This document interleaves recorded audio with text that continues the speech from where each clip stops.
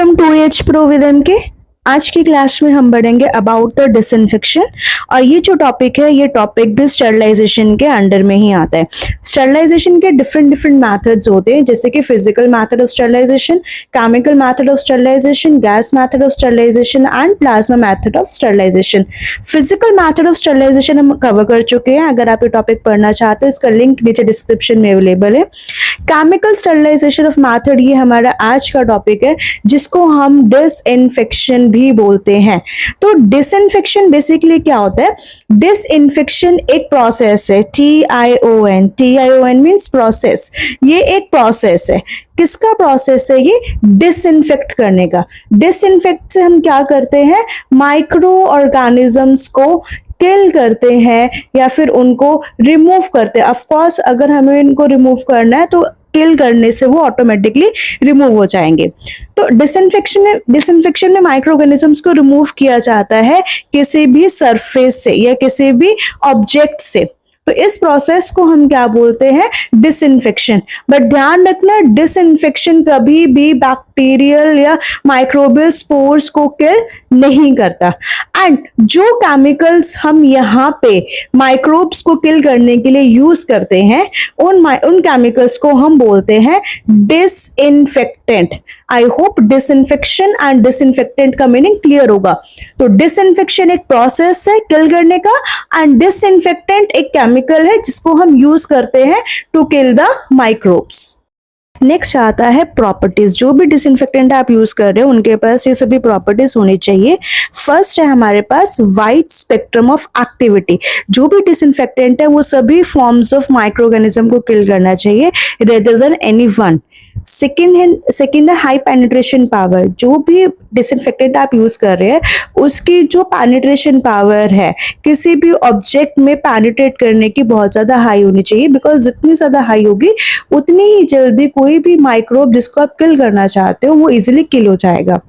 Third है stable. Disinfectant हमेशा stable होना चाहिए, इफेक्टिव होना चाहिए सभी कंडीशंस में, जैसे कि एसिडिक कंडीशंस होगी, अल्कलाइन कंडीशंस होगी।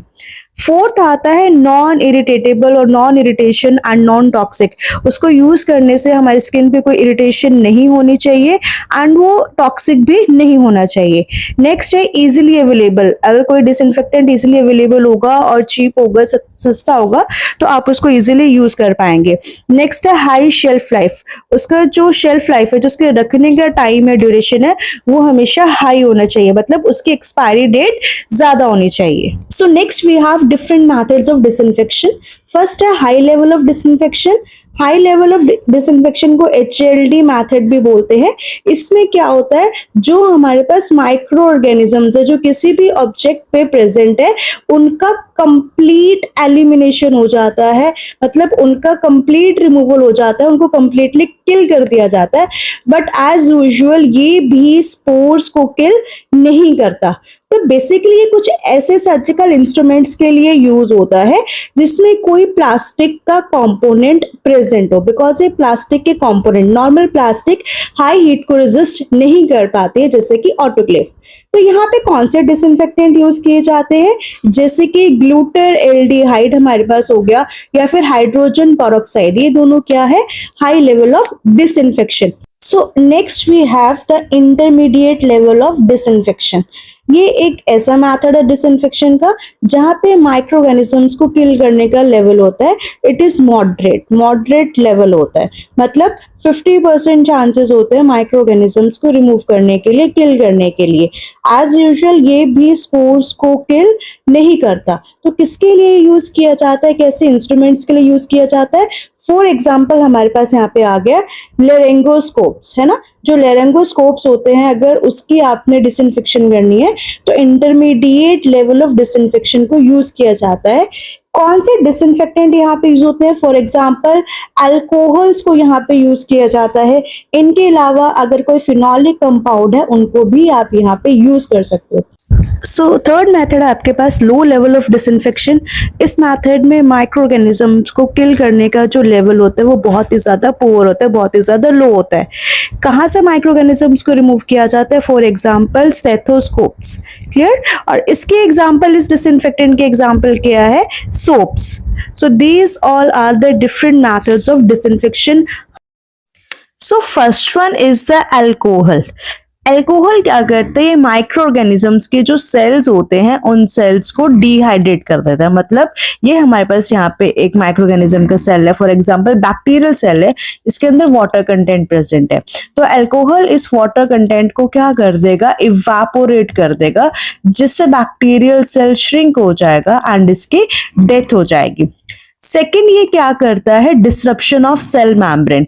माइक्रो ऑर्गेनिजम्स की जो सेल मैम्ब्रेन होती है ये उसकी क्या कर देता है? ब्रेक डाउन कर देता है। थर्ड है कोआगुलेशन ऑफ प्रोटीन्स। तो अल्कोहल क्या करता है? माइक्रोबियल सेल्स के अंदर जो राइबोसोम प्रेजेंट होता है, जिसको हम प्रोटीन फैक्ट्री भी बोलते हैं, बिकॉज ये क्या सिंथेसाइज करता है? प्रोटीन सिंथेसाइज करता है। तो अल्कोहल इसकी भी क्या कर देती है? डिग्रेडेशन कर देती है, कोआगुलेशन कर देती है। क्लियर? अब अल्कोहल को एज अ एंटीसेप्टिक यूज किया जाता है। एंटीसेप्टिक बेसिकली हमारी स्किन, लिविंग टिश्यूज के लिए यूज होते हैं।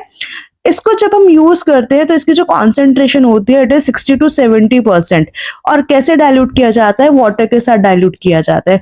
ऐसा क्यों किया जाता है? बिकॉज ऐसा करने से जो अल्कोहल की पेनिट्रेशन पावर है वो इंक्रीज हो जाती है, क्योंकि जो अल्कोहल है वो वॉलेटाइल इन नेचर होता है, बहुत जल्दी इवेपोरेट हो जाता है। तो जब हम उस अल्कोहल को वाटर के साथ मिक्स करते हैं तो वो जल्दी इवेपोरेट नहीं होता, जिससे माइक्रो ऑर्गेनिजम्स के अंदर वो पेनिट्रेट होता है और इजिली डेथ हो जाती है। अब अल्कोहल के यहाँ पे हमारे पास एग्जाम्पल्स क्या हैं? जैसे कि आइसोप्रोपाइल अल्कोहल, इथाइल अल्कोहल, ये दोनों कॉमन एग्जाम्पल्स है जिनको हम यूज करते हैं। एप्लीकेशंस क्या है? सरफेस से माइक्रो ऑर्गेनिजम्स को किल करना हो तो हम अल्कोहल यूज कर सकते हैं। क्लिनिकल थर्मोमीटर्स में से अगर हमें माइक्रो ऑर्गेनिजम्स को रिमूव करना तो we can use the alcohols. So second हमारे पास यहाँ पे आता है एल्डिहाइड्स। एल्डिहाइड्स का काम क्या करता होता है? ये एल्काइलेशन करते हैं। एल्काइलेशन का मीनिंग क्या होता है? Addition of alkyl group. ये एल्काइल ग्रुप ऐड करते हैं, कहाँ पे ऐड करते हैं? प्रोटीन्स पे ऐड कर देते हैं। प्रोटीन्स किससे मिलके बनते हैं? अमाइनो एसिड से। और अमाइनो एसिड्स पे कौन कौन से ग्रुप होते हैं? Amino group and carboxyl group. तो इसीलिए एल्काइलेशन अमाइनो ग्रुप के भी करता है, कार्बोक्सिल ग्रुप के भी करता है और हाइड्रोक्सिल ग्रुप की भी कर सकते हैं। इसको एज अ एक्वस फेस या गैस फॉर्म में यूज किया जाता है। दो इंपॉर्टेंट यहाँ पे इसके टाइप्स है, फॉर्मेल्डिहाइड है and second one is the glutaraldehyde. Formaldehyde को एज अ फ्यूमिगेशन यूज किया जाता है। बेडिंग और फर्नीचर से माइक्रो ऑर्गेनिजम्स को अगर रिमूव करना है तो we can use this formaldehyde. Glutaraldehyde को यूज किया जाता है कि एंडोस्कोप से, ब्रोंकोस्कोप से अगर माइक्रो ऑर्गेनिजम्स को रिमूव करना है, उसको स्टेराइल बनाना है, तो we can use this glutaraldehyde. So now third we have phenols. इनका क्या काम होता है? ये सेल मैम्ब्रेन्स के डिस्ट्रप्शन कर देते हैं। मीन्स सेल के अंदर, सेल के वॉल्स, मैम्ब्रेन्स के अंदर पोर्स क्रिएट कर देते हैं, जिससे सेल का कंटेंट लीक होना स्टार्ट हो जाता है एंड सेल श्रिंक हो जाता है, जिससे सेल की डेथ हो जाती है। सेकेंड नंबर पे हमारे पास यहाँ पे आता है प्रेसिपिटेशन ऑफ प्रोटीन्स। ये भी क्या करते हैं? प्रोटीन्स की प्रेसिपिटेशन कर देते हैं, जिसका इफेक्ट एंजाइम्स के ऊपर भी आता है। एंजाइम्स इनएक्टिवेट हो जाते हैं। क्यों हो जाते हैं? कि जो एंजाइम्स है इनका जो नेचर होता है, इनका नेचर भी क्या होता है? Protein. They all are proteins in nature. Phenols के 3 डेरिवेटिव्स कॉमनली यूज किए जाते हैं, cresols, chlorhexidine and chloroxylenol. Applications क्या है? कहाँ फिनॉल यूज किए जाते हैं? फ्लोर्स को डिसइंफेक्ट करने के लिए, वॉल्स, इंस्ट्रूमेंट, हॉस्पिटल्स की क्लीनिंग के लिए भी फिनोल्स को यूज किया जाता है। एक और सबसे इंपॉर्टेंट पॉइंट यहाँ पे ये है कि फिनोल्स को जब हम डिसइंफेक्टेंट यूज करते हैं तो उस टाइम पे इसकी कॉन्सेंट्रेशन क्या होती है? हाई होती है।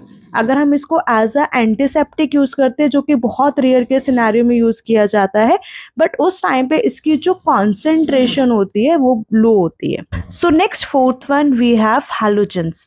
हेलोजेंस जैसे कि क्लोरीन हो गया, आयोडीन हो गया, इनको क्या बोलते हैं, हेलोजेंस। और ये क्या है, they are the oxidising agents. तो ये ऑक्सीडेशन करते हैं, किसके ऑक्सीडेशन करते हैं, एंजाइम्स की ऑक्सीडेशन करते हैं, राइट।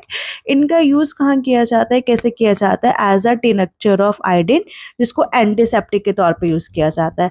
आइडोफोर्स का यूज किया जाता है in the hand wash. Chlorine का यूज किया जाता है वाटर सप्लाईज में, पूल्स में से माइक्रोब्स को किल करने के लिए, और इवन फूड इंडस्ट्रीज में भी हैलोजेंस का यूज किया जाता है as a disinfectant.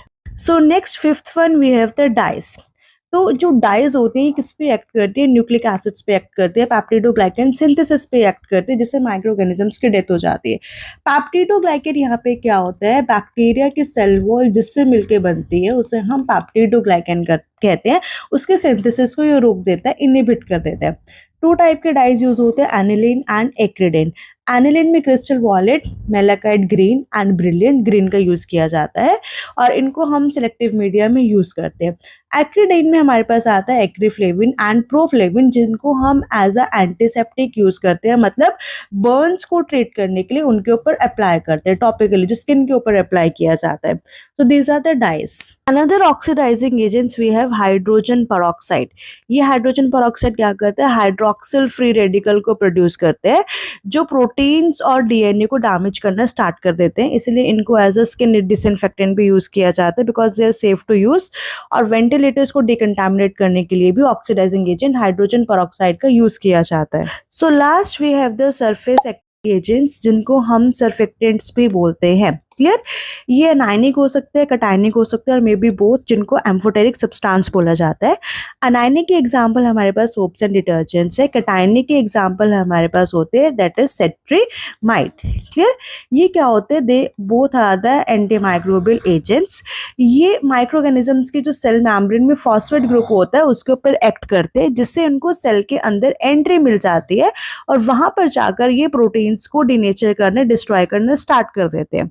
For example quaternary ammonium compounds, इसका यूज कहाँ पे किया जाता है, इसका यूज भी सरफेस से अगर हमें माइक्रो ऑर्गेनिजम्स को रिमूव करना है या सरफेस की डिसइंफेक्टेंट करनी है, तो उसके लिए हम सरफेस एक्टिव एजेंट्स का यूज कर सकते हैं। So this is all about disinfection topic. For more videos subscribe EH Pro with MK। Thank you.